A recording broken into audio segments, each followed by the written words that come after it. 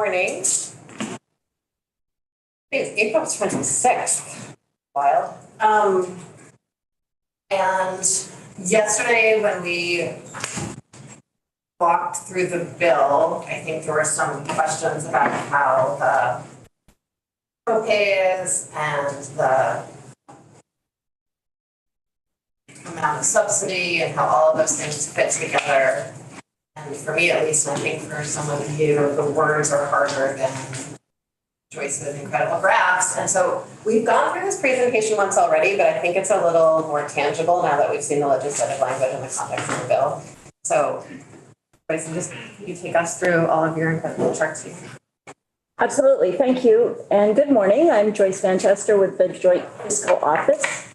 And we're going to be looking at the sawtooth charts, but please, I'm going to try to briefly explain how we got to where we are along the way. And if you have questions, I'm absolutely happy to answer them. So this is a good chance to ask questions. So let's start with the presentation. Go to full screen. There. I'm up to version 10 of these slides. So we are progressing in one way or another.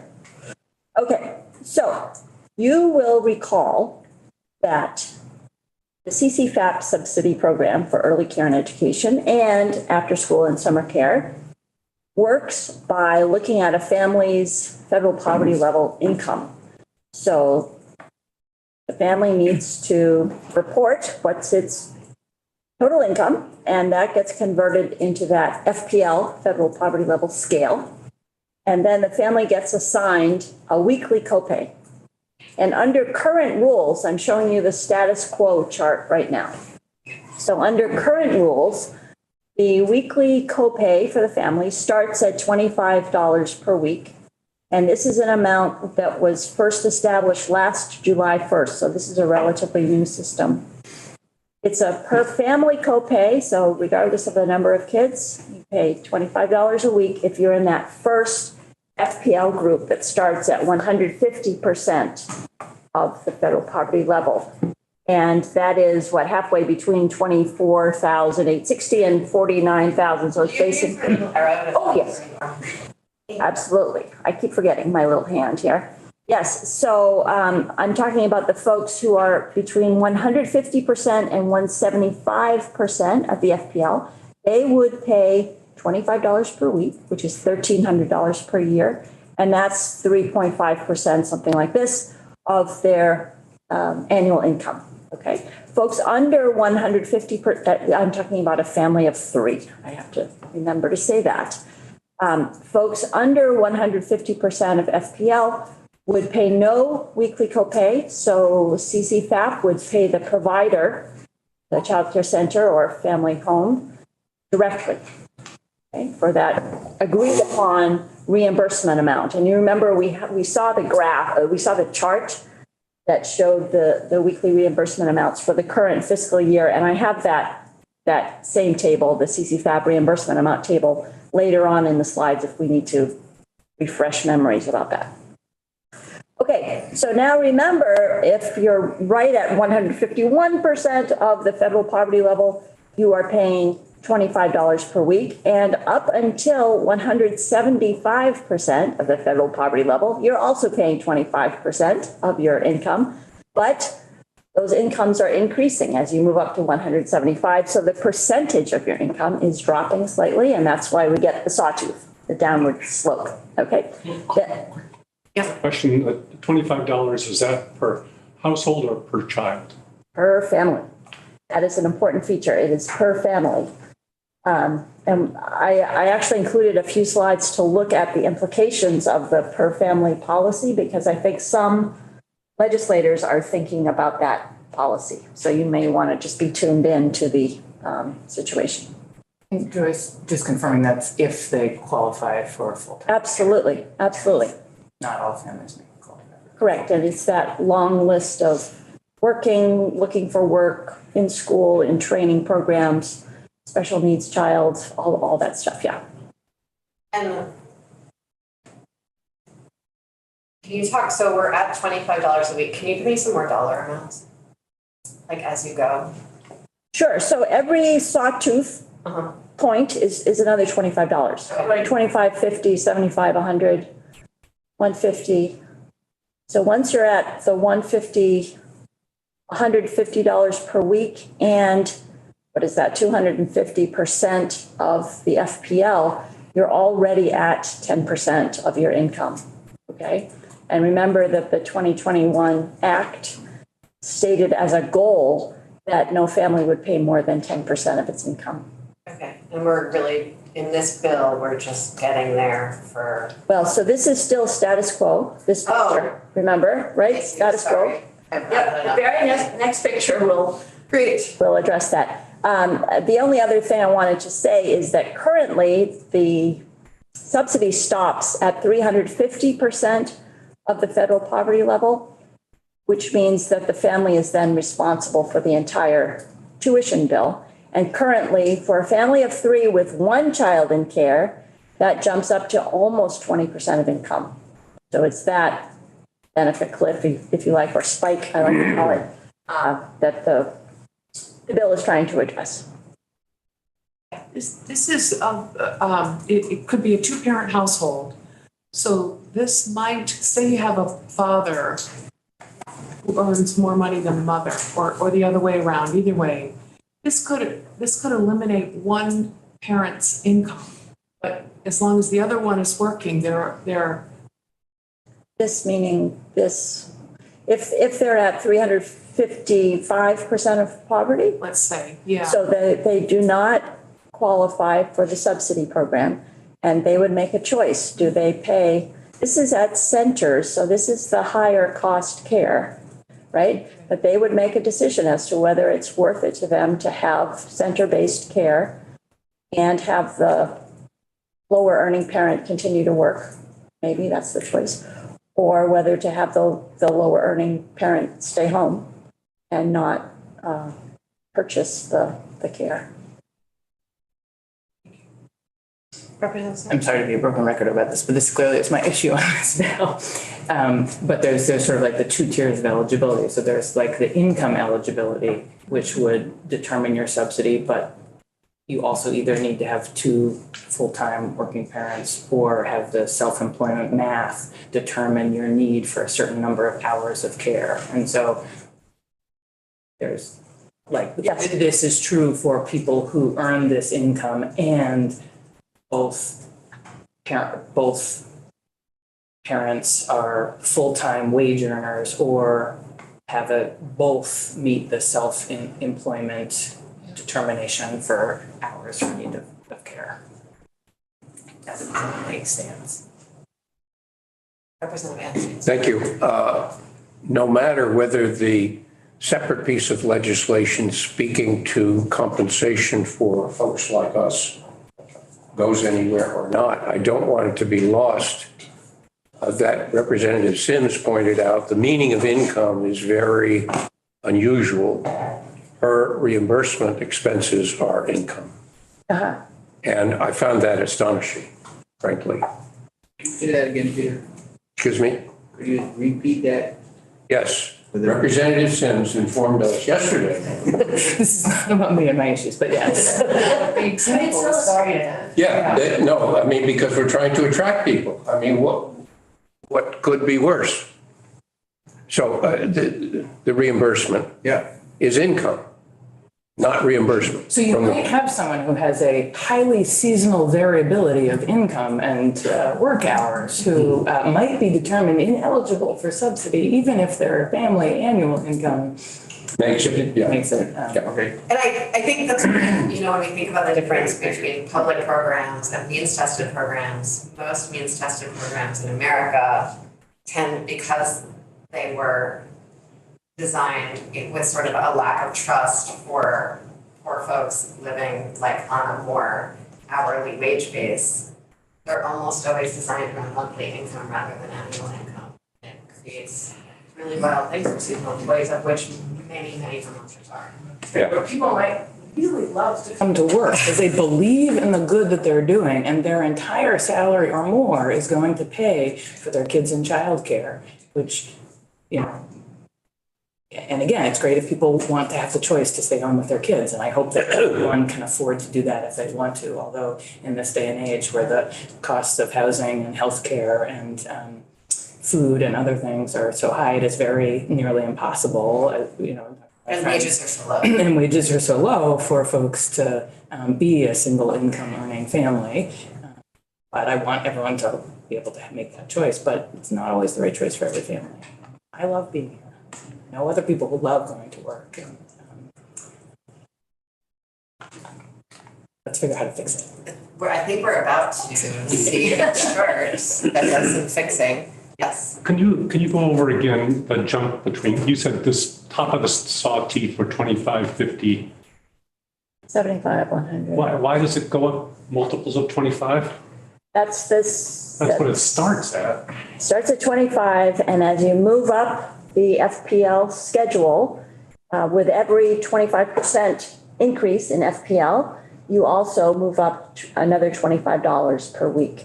And that's meant to be a progressive payment for your early care and education. Okay. So, yeah, All right. that's the way it works currently. Okay, good, Yeah. thank you. Okay, good. So now we're going to move on. This next picture shows you the situation as passed by the Senate. And I'm showing this mostly because I've done a whole bunch of work working with $25 weekly copay multiples, and the change made by the House Services Committee to $27 weekly copay is very recent, and I haven't converted all my other charts. So we're going to start with the $25 per week copay under the idea that we are moving toward a high quality, accessible early care and education system. The Senate decided that they would like to move halfway to the high quality reimbursement amount that was determined by the RAND report. And I thank you all again for the RAND report because it's been extremely useful for all of us. So the idea was we're going to move halfway to the high quality reimbursement amount. That ended up being a 33% increase. And then we had inflation because we were doing all this in 2022 dollars because the RAND report was finished in at the end of 2022. So moving up to 2023 dollars, we inflated by 5.5%, which is a not super generous amount, but seemed like the thing to do. So we're at an increase in the reimbursement rates in 2023, starting July 1st, relative to 2022, of 38.5%. So that's the 33% plus the 5.5% inflation. Okay. So the reimbursement amount at a 5-star center, and remember, we've moved away from different reimbursement amounts based on different star levels. Every provider would be reimbursed at the 5-star level going forward. So the reimbursement amount for a 5-star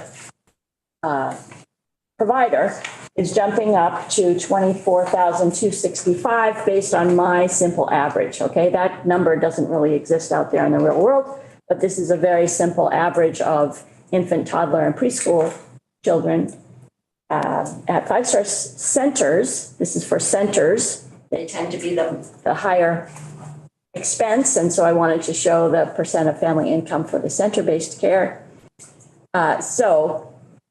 And you'll also notice that we have a shadow line in this chart, and that's because the household size of 3 ends up being at slightly different percentages of the family income than a household size of 4.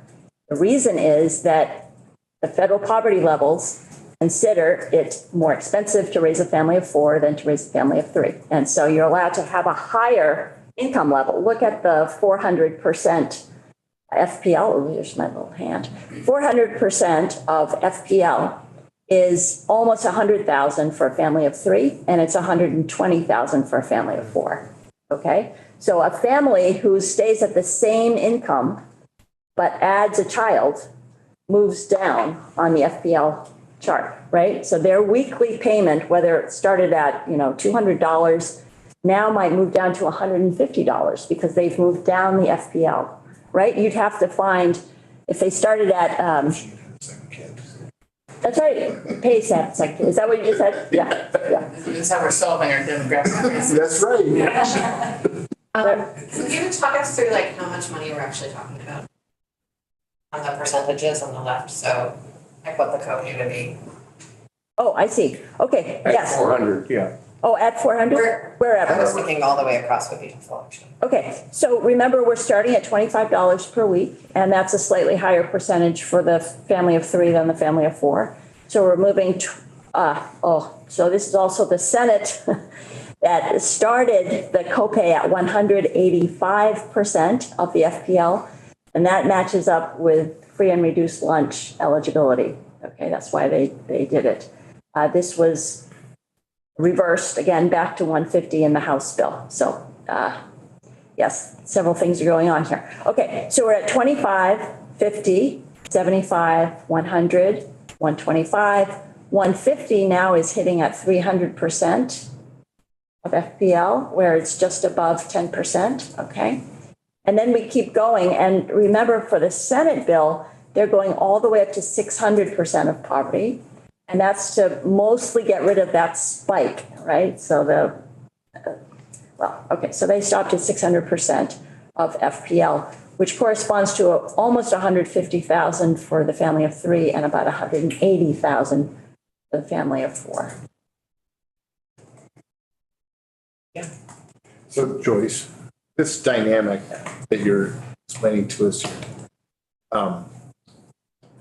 that's also true in current law, right? Absolutely, Yeah, okay. absolutely. Yeah, no, I should have put the family of 4 on this previous graph. I Right, just okay. hadn't figured out that I Okay. needed to do that at that point. Absolutely, absolutely true. Yes, and in the old days, unfortunately, I used to have the family of 4 income amounts right underneath the 200%, and that was not correct because I didn't have the lower line on the chart. Okay. Yeah, I've been learning a lot about the system. Let's just say that. Okay, so here we are, and you can see that under the Senate bill, the maximum amount that a family of 3 would pay for center-based care would rise to a little over 16% of their income. And how much is that? Okay? That's a good question. So I could count up 1, 2, 3, 4, 5, 6, 7, 8, 9, 10, 11, 12, 13, 14, 15, 16, 17, 18. 18 spikes, yeah. 18 spikes, so that means we're at 18 times 25 is 450. Yeah, 450. So $450 per week out of an income of 149,000. So what's that per year? Well, it's 16%, whatever that is. Okay, thank you. Yes. I probably should have a chart so I can just got it. Okay. Yes. So again, we are above the 10% goal, but Rand had a few examples of ramping this up to a max of 15%. It's all a policy choice. And of course, bringing down this line costs money. And the lever we would use to bring down that line would be to reduce the co-payment. Absolutely. Well, that is, yes, based on this approach, yes. Okay. Yep. Yes. And Madam Chair, may I speak? The 10%, is that statute or is that just our goal? It's an intent in Act 141. Sarah, what's the act number? At 45. 45, actually. Oh, that's it. Thank you. Can you identify yourself for the record? Yes, Sarah Thank you. Kenny, that's your kids. Thank you. Quick question. Are you going to get into the 24,265, where that came from? Right, so that's what I was just talking about in terms of the 38.5% increase. So remember, the Rand report looked at current reimbursement rates. It looked at where you would need to be in order to get high quality, accessible early care and education in Vermont. That number was 28,100. Okay? The Senate said, let's get halfway there.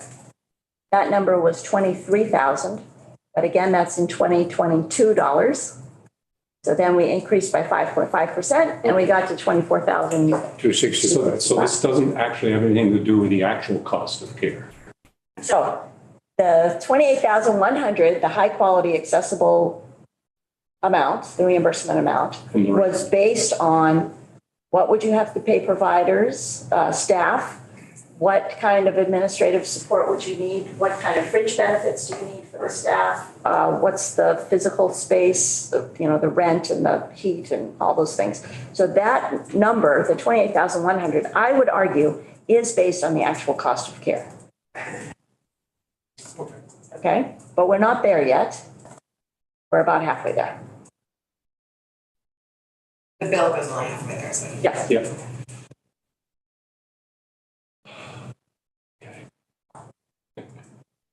I don't know, my problem is the amount that you're is actually, the CCFAB is actually paying the daycare provider is determined by what this average of what 75 percentile and all that? Oh, yes. It's based on a survey Yeah, asking providers what you charge, and it's set at the 75th percentile of those actual charges by age level and by full part-time care or extended hours of care, yeah. and by home-based care versus centers. And that's under current law. Under current law, and that would continue. Should we skip ahead? Remember that chart? That's federal requirements, isn't it, that it be calculated that way? I know that federal requirements play a big role. I don't know if they specify this much. I see, okay. I think, Yeah. I'm sorry, maybe I'm going down a rabbit hole and we should worry about it later. Okay? Yeah. We're going back. Can I think my understanding is like, we have this current rate structure, right? And then we have this study that says to really provide high quality, affordable care, we need this very different rate structure. And we're trying to get from here to here. And it's a really big jump. And this is like a stepwise process to go from what centers are actually charging, which may or may not be which is not well aligned with the full cost of care. Yeah, but getting from there to there is not just putting more money into it. Yeah, I think we need some change in how the rate is actually, how the amount that that CCFAP is paying the providers, how that is calculated. And I think that's federal. I don't agree. I think the purpose of the RAND study. Jennifer, you can step in. Yes. Sure. And actually this morning, right? Right. Yes, Jenna's coming at 11:15. Okay, good. But the purpose of the RAND study was to look at what would the actual cost of care be if we were providing high quality accessible care. And accessible means affordable to families as well. And that's why the RAND report increased the FPL level to 500%, at which point there was still a spike, right? So the Senate looked at that and said, we want to go further. Okay. Let's go back to where you were. And so the two levers that we're working on in this bill, again, are the cost for families and how much centers get. And so Yes. right now we're on cost for families, and we need to make sure we also have a thorough conversation about how much providers are receiving, especially the pay that's going to Yes. those providers, given that they have been undercompensated for doing really important work for a very long time. They are mostly women. Absolutely. And it's also true that between 75 and 80% of costs for early care and providers are wages and benefits if there are benefits. Yes.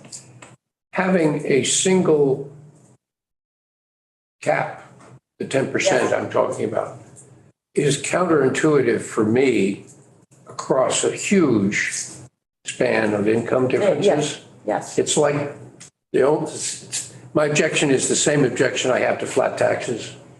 So I'm wondering if the expectation at some point ought to move up from 10%. That's where I am. And, Yes. and it obviously changes the metric in terms of what the family pays, what the state pays, but we would fix the reimbursement to the provider at the RAND adjusted value. We wouldn't tamper with that. It'd still be 5-star. It's just, how do you divide that out is where I am. And my understanding from my memory of the previous act that set this 10% wasn't that everyone would be paying 10% of their income. It's that no one would be paying more than 10% of their income. And so there would be and there is a curve now, but that the curve would drop in sort of, this is 50%. The curve goes basically like crosses about halfway on the 10%. And if we went all the way, the curve would sort of end at the 10%. Yes, and of course, the idea that some families should not have to pay, have no copay, right? Some families should have no copay, is clearly illustrated here because there are a number of families that pay nothing, right? And then it progressively, the percentage that they pay progressively increases as incomes rise. So, yes. Good, shall we move on? I think about this as the counterpart to this, theoretically, you could argue should also be a progressive income tax and a progressive payment for the childcare that the state is providing. Right. And that's why I'm hesitating at capping it at 10 for everybody, no matter how high the income.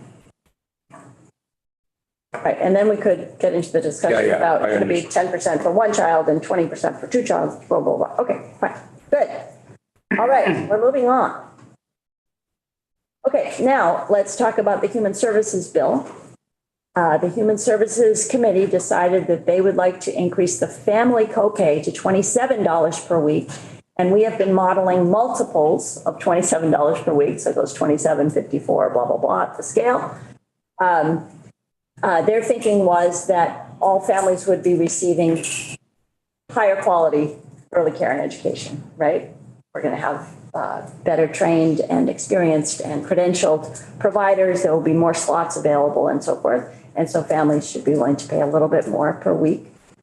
So they increased that weekly copay to $27, and that would start January 1st, 2024. So coming right up.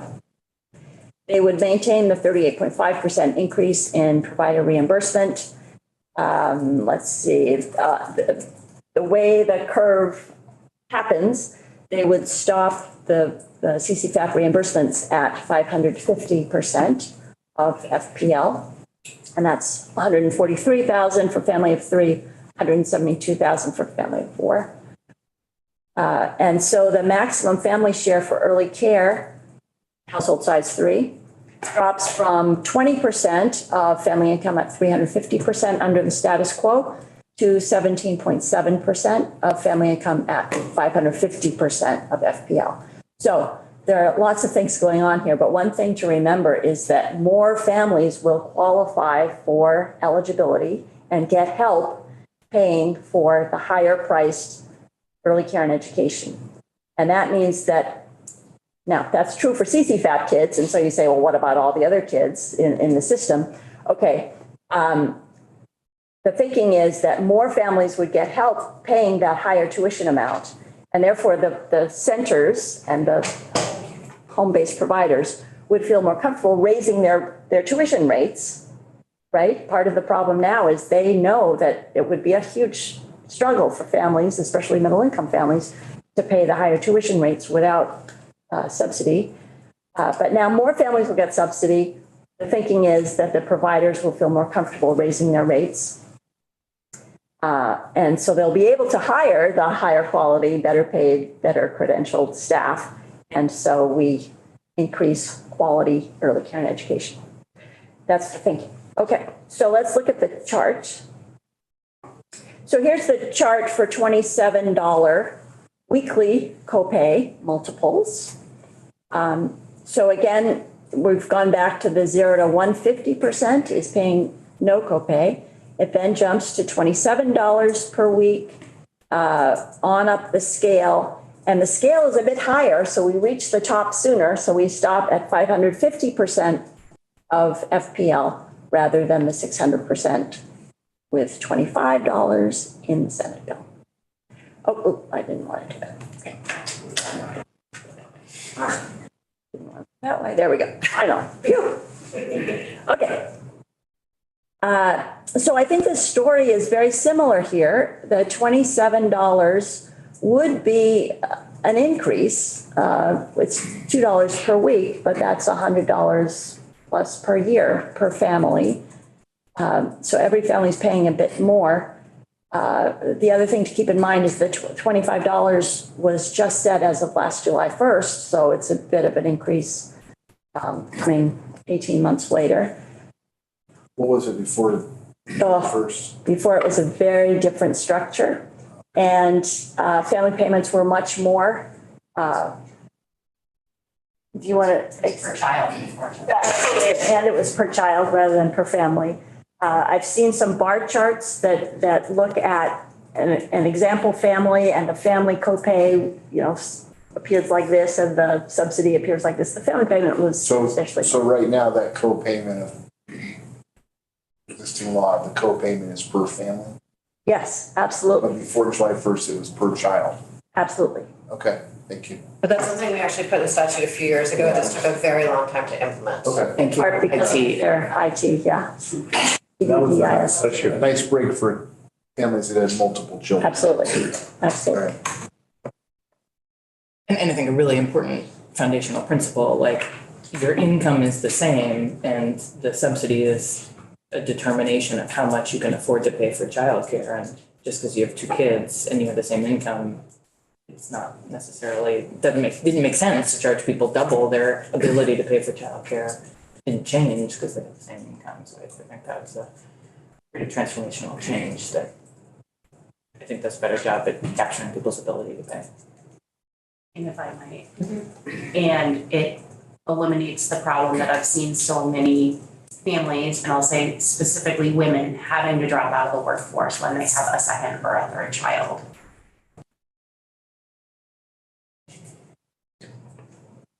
Right. Shall we move on? Yes, yes. Yes, okay. Let's see. Oh, yes, the other thing the Human Services Bill does is to close the gap between the CCFAP reimbursement rate for home-based care and center-based care, okay? And so I wanted to give you an example. If you look at the reimbursement rate for toddlers, so the 2022-23, the FY23 amount for a toddler, full-time, full year, well, okay, this is per week, full-time, per week, reimbursement toddler home-based care is $211. At a center, the reimbursement rate is $328, so a substantial difference there. The thinking is that home-based care probably has a range of ages to take care of. So they've got maybe one infant, one toddler, two preschoolers, and then when after-school time comes, maybe they add 3 or 4 more after-school kids, okay? The center, on the other hand, is 4 infants or 4 toddlers per staff person, right? And that tends to be very labor intensive, so the reimbursement needs to be higher. Okay, when we increase by 38.5%, remember everybody's getting the 5-star rate, everybody's moving up 38.5%. We move to $292 per week for a toddler at a home-based provider, $454 per week at a center-based provider. And then if we close the gap by bringing the home-based provider up halfway to where the center-based reimbursement amount is, we get to $373 per week for the home-based relative to $454 for the center-based, okay? And that provision we estimated would be almost $10 million. So that, that is a provision that is included in the Human Services Bill. Representative Demorati.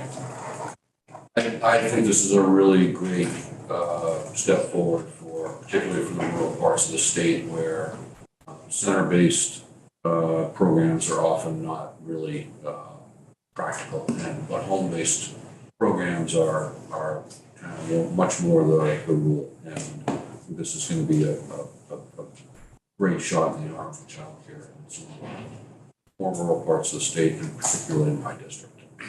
I would just add to that, that what we've seen in the last 3 or 4 years, especially pandemic related, is significant closings at home-based centers, which has really reduced the availability of childcare in rural parts in particular. And I think, for me, part of what this is doing also is recognizing that we've asked those, home daycare providers to do more and more from a kind of Regulation. an administrative and regulatory perspective. And often those are an individual, usually, a woman who's been asked, doesn't have staff to delegate that kind of additional. And, it's important that we continue to have expectations around high quality care and documentation of that. But, I think this really recognizes the costs of that and helps to provide adequate resources that hopefully can reverse that trend of the closing of centers that are filling a huge gap in our small communities. Representative Anthony. Just for all the reasons each of you have mentioned, I'm hoping that the estimates include at least the restoration of the older numbers before the decline in home-based, and then some because of the incentives. You're talking about enrollments, enrollment Yes, numbers. well, I'm talking about provider numbers too, that is to say slots, Yes. that will be yes, recreated, hopefully. Yes. Okay.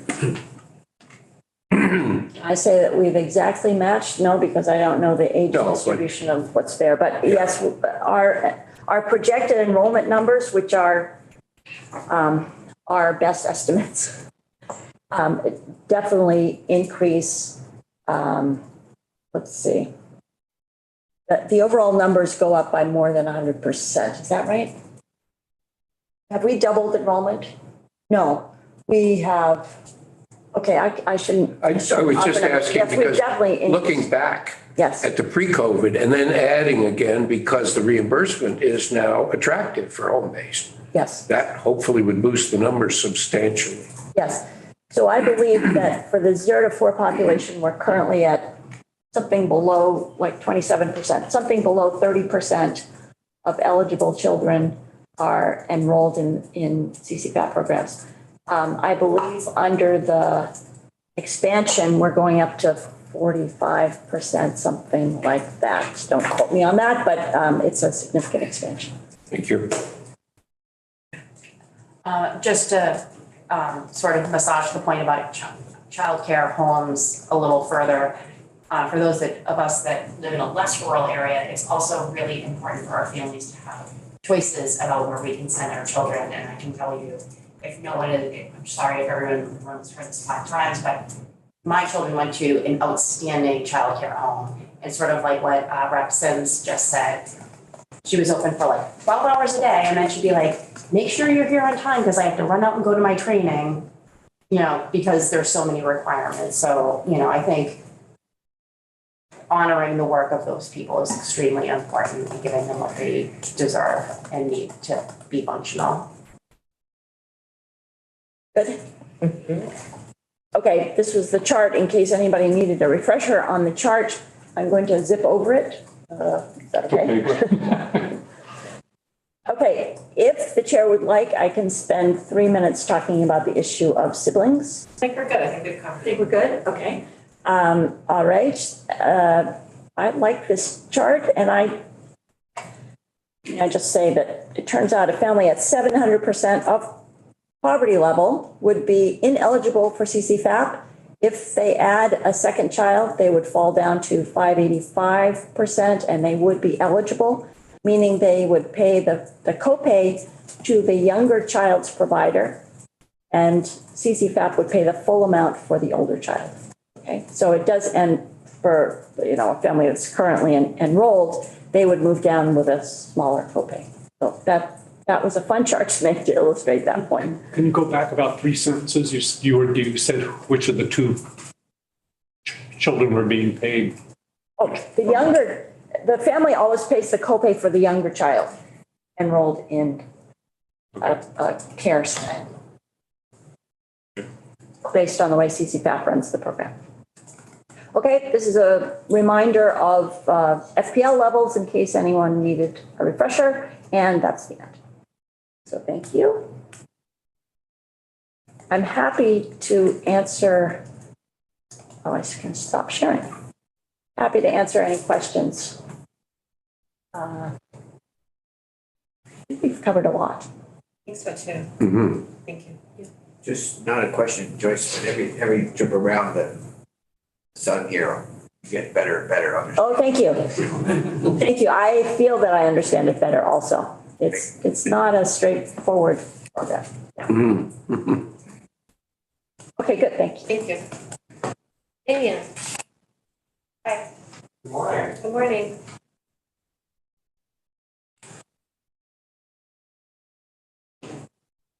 Sit in a comfortable chair, please. Oh. This chair is very comfortable compared to some in other parts of the state house. Oh, really? So, yeah, I won't ask you to name names. I won't. But I'll just give a hint. It's somewhere on the first floor. So. So we were talking, yes, I don't know when we were talking, we've been talking about sort of the importance of if we're putting all of this money into the system to make sure it gets where it needs to go.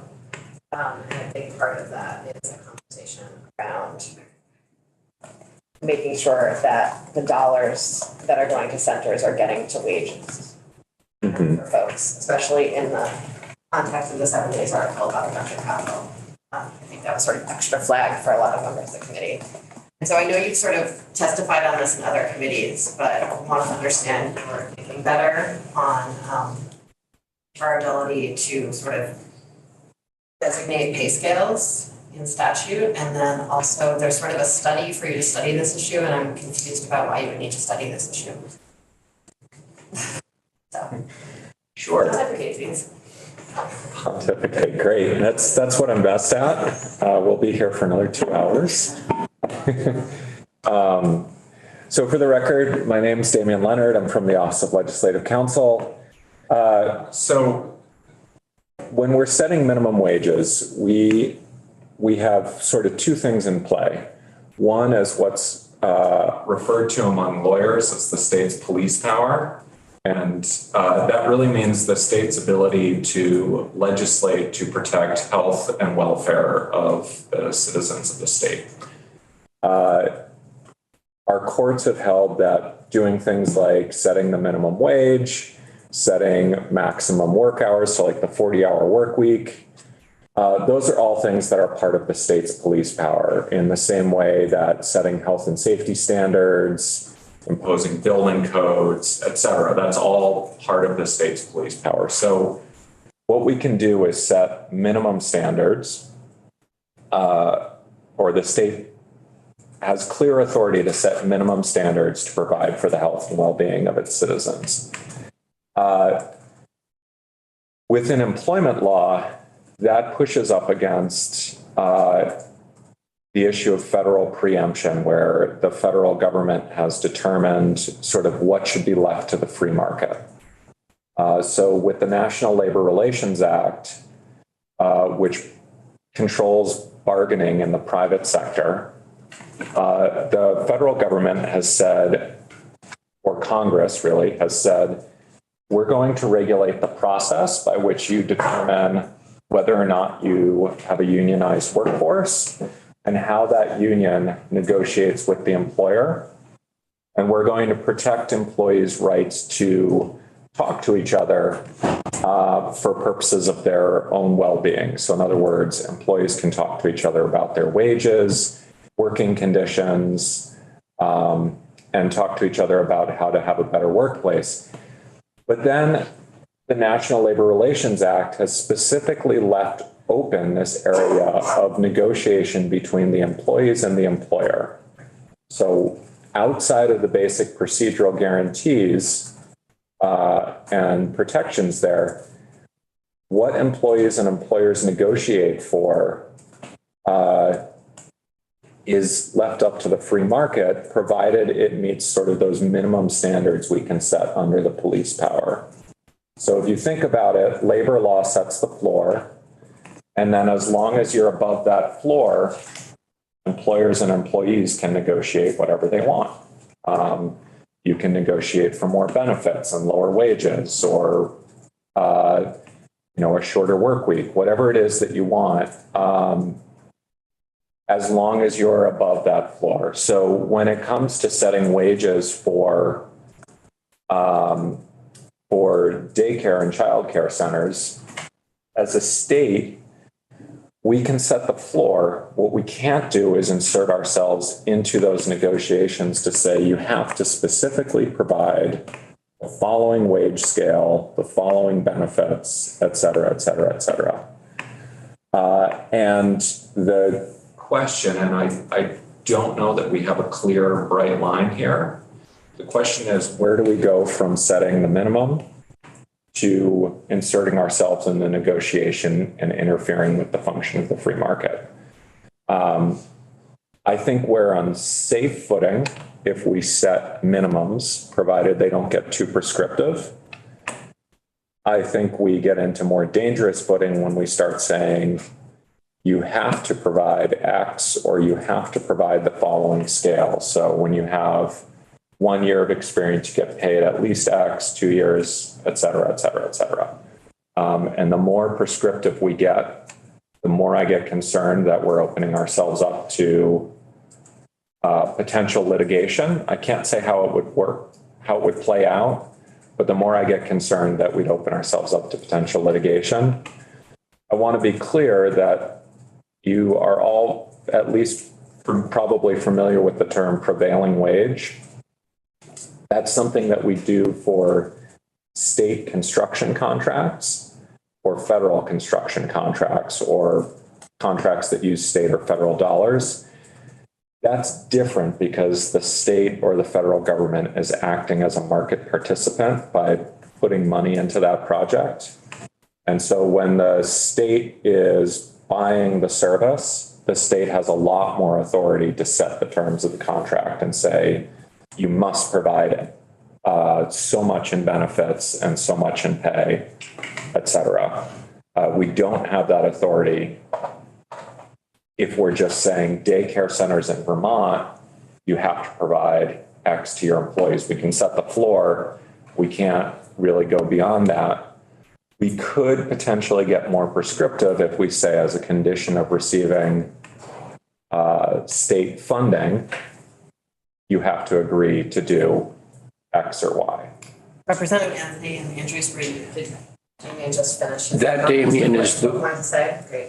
Is the way into market participation, it seems to me, is the subsidy.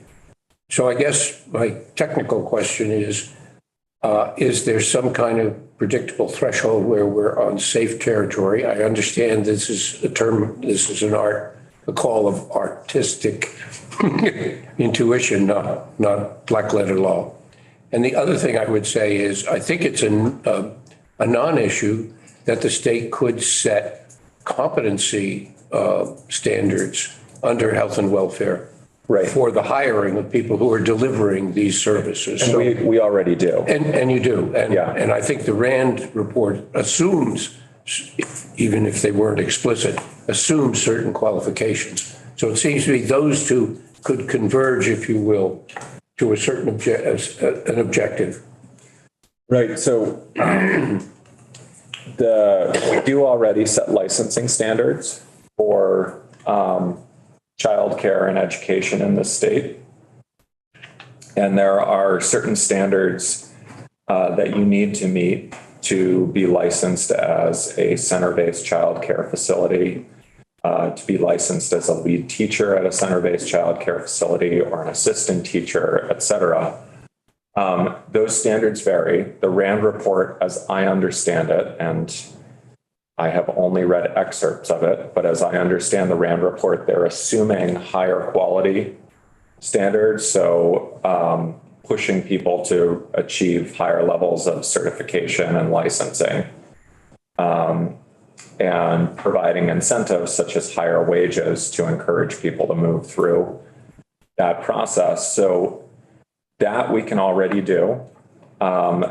What other states have considered and what the District of Columbia has done is the District of Columbia has said if you're going to receive district funding, you have to provide at least the following minimum wages for the following types of positions. And that to me is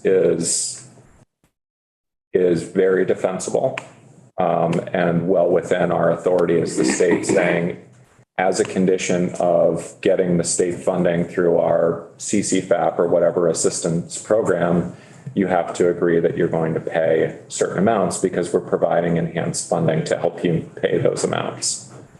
And then the daycare center or the child care center can say, we're going to opt out. We're not going to take CCFAP students. Or they can say, yes, we want to take CCFAP students and we'll up our wages to do that.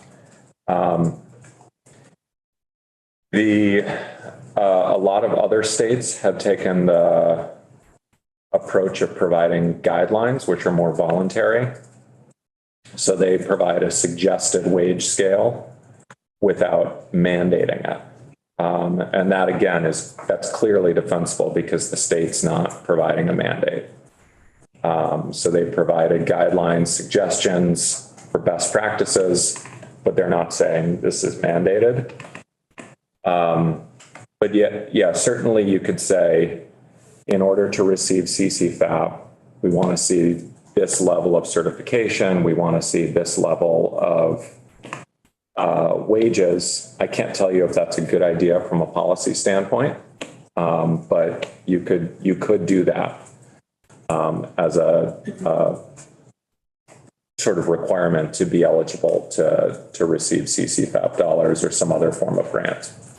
Andrews and then Brenda. Damien, I'm trying to imagine how that would align if you are a child care home where maybe you're a single and individual and maybe a pass-through entity where you pay yourself what you can when you have it versus a wage. So like, if you've got 6 kids, you're going to pay yourself more than if you have 3 kids, if that makes sense. Like you make more in the summer because you have everybody full time. So how could we consider, how would this translate to that environment? That's a good question. I'm not sure how it would translate for the owner of the home. I think it would translate directly if, for example, so one of our kids was in a home-based childcare, and the woman who ran the childcare had other employees that came in so that, I forget how many kids were there, but to help her properly supervise the kids and ensure that they were taken care of. So it could come in for the employees.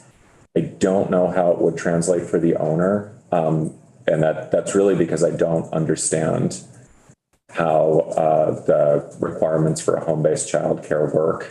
I'd have to defer to Katie and then try to weigh in after I get a better understanding. And my concern is, I wonder if there are people out there that we could hire to fill these positions for the centers. That would, I imagine, when I think of how this would work, be where you could make the most money. But also for the home daycares, I'm impressed that she was able to find people to hire. Well, this was years ago, so. But now, could she do that? Could she find people with the training who would qualify for the position and, come in? I don't know. I worry that there aren't people out there in the workforce waiting for this. Yeah, and I don't know. I have to be honest, I don't know, whether she was registered or licensed home center, et cetera. And I don't know enough about the regulations to really weigh in on that. I know we do have a workforce shortage here. I don't know how that's playing out. That's really more of a question for Joyce in terms of how that's playing out, especially with the lower wage positions for childcare facilities, or potentially, some of the advocates in the room may have a better sense of how that's playing out for your substitutes, your trainees, your teacher's aides, or your classroom aides versus your licensed lead teachers or teachers' assistants who have higher levels of certification and can hopefully command a higher wage.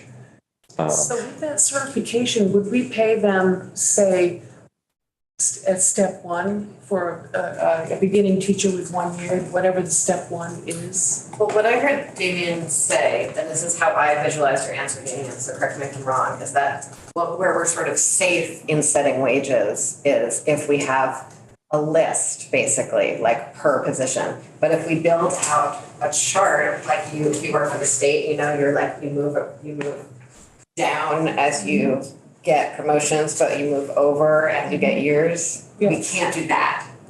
We can't do that. That's not sort of like, that's getting a little too edgy into the law. What we can do is set minimums that just sort of the list, which is the minimum pay and the position. But if we sort of build out the chart, which includes the steps, we are crossing over into shakier territory. Yeah, much shakier territory. And I would argue at that point, we've intruded on the area that the National Labor Relations Act intended to reserve to the employers.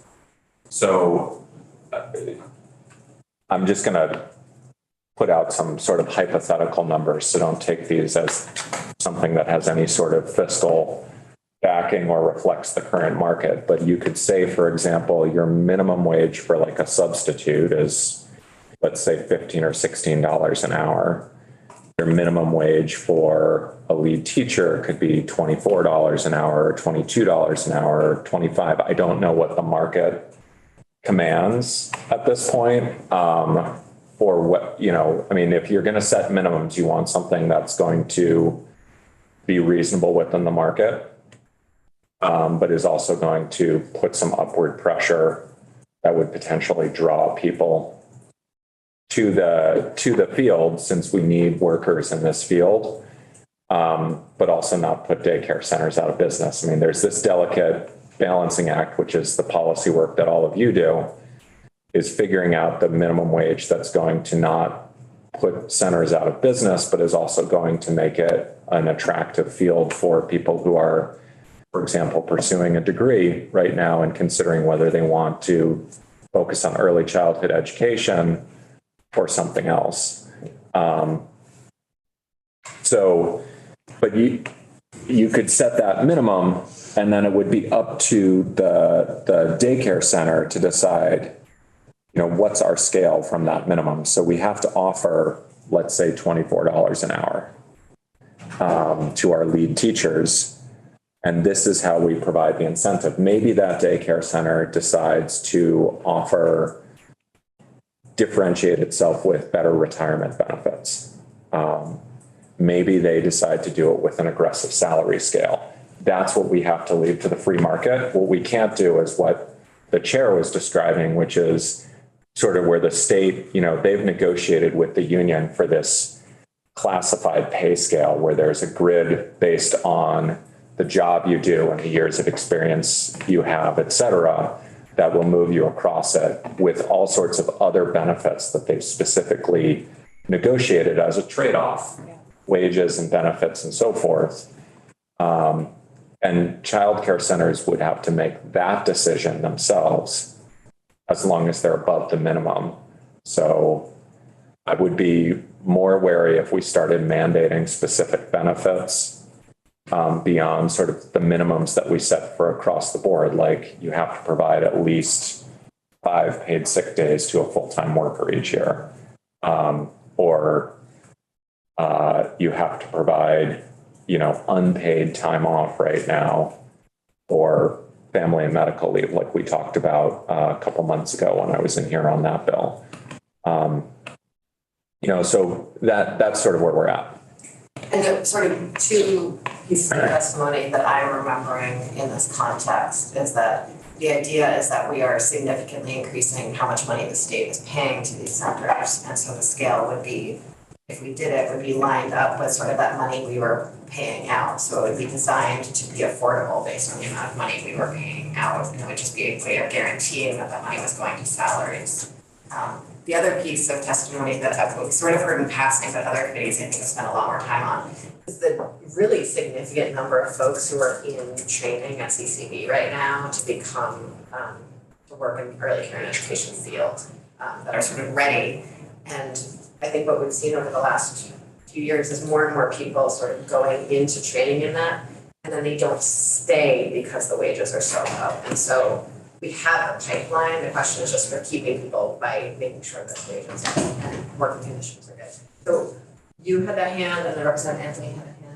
I did not. Okay. Yeah, and again, I think probably the advocate's probably the best to sort of have the big picture, just to share like, a little bit of anecdote on that.